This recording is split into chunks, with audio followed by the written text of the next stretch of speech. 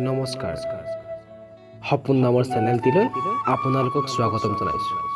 এক মিনিট, এই যে আহিছে ল'ৰাজন, তাৰ নামটি হ'ল পোনাকণ। তাৰ ঘৰ ৰতনপুৰ গাঁৱত। সি ৰতনপুৰ গাঁৱৰ অতি ভদ্ৰ ল'ৰা। এইবেলি হায়াৰ ছেকেণ্ডাৰী পৰীক্ষাত সি গোটেইকেইটা ছাবজেক্টতে লেটাৰো পাইছে আৰু সেয়েহে বুকুত অলেখ সপোন বান্ধি চিপাঝাৰ মহাবিদ্যালয়লৈ বুলি পঢ়িবলৈ ওলাই আহিছে।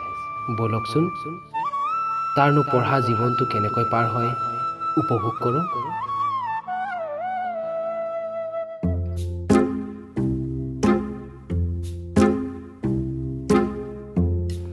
আও হৰি আও ৰাম।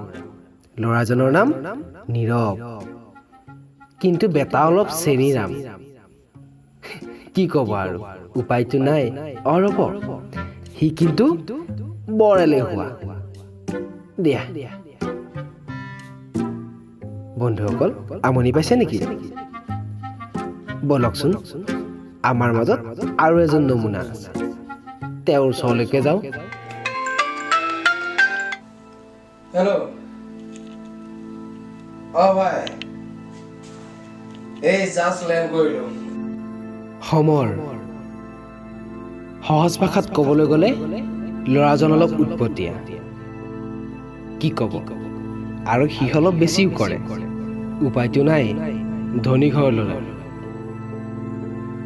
আৰু এই তিনিজন পোনাকণ, নীৰৱ আৰু সমৰৰ জীৱনত ঘটা কিছুমান ঘটনাই হ'ব আমাৰ এই কাহিনীৰ মূল বিষয়বস্তু।